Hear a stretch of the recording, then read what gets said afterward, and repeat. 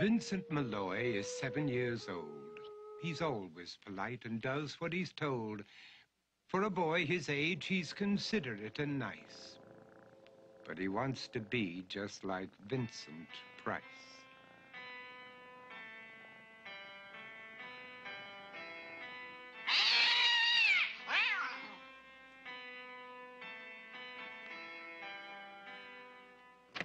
He doesn't mind living with his sister, dog, and cats, though he'd rather share a home with spiders and bats.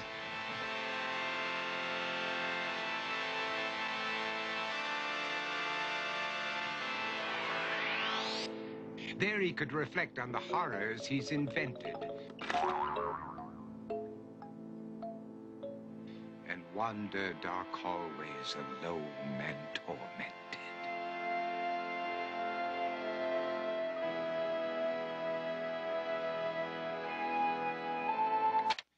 Vincent is nice when his aunt comes to see him, but imagines dipping her in wax for his wax museum.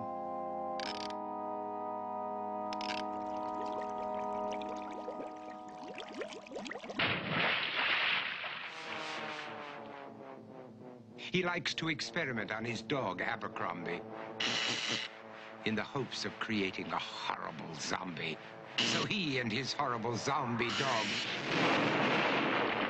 could go searching for victims in the London fog.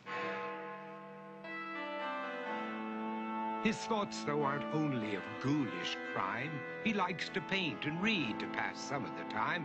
While other kids read books like Go, Jane, Go, Vincent's favorite author is Edgar Allan Poe.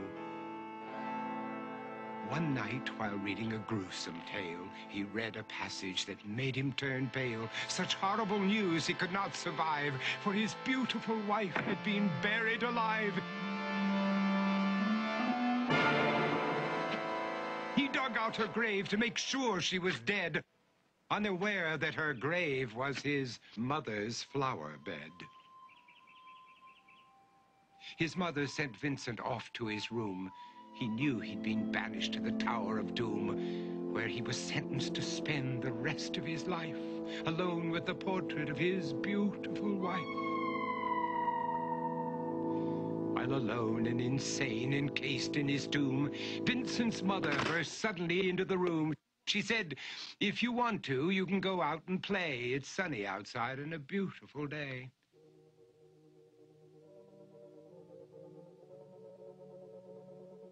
Vincent tried to talk, but he just couldn't speak. The years of isolation had made him quite weak.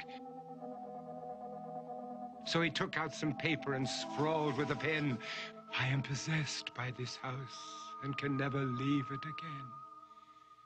His mother said, "You're not possessed and you're not almost dead. These games that you play are all in your head. You're not Vincent Price, you're Vincent Malloy. You're not tormented or insane, you're just a young boy. You're 7 years old and you are my son. I want you to get outside and have some real fun." Her anger now spent, she walked out through the hall. And while Vincent backed slowly against the wall, the room started to sway, to shiver and creak. His horrid insanity had reached its peak. He saw Abercrombie, his zombie slave, and heard his wife call from beyond the grave. She spoke from her coffin and made ghoulish demands, while through cracking walls reached skeleton hands.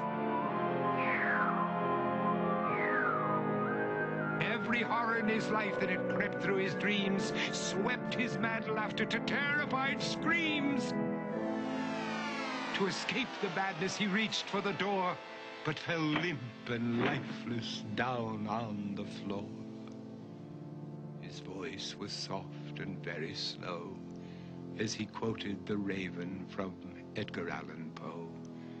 "And my soul from out that shadow that lies floating on the floor shall be lifted nevermore."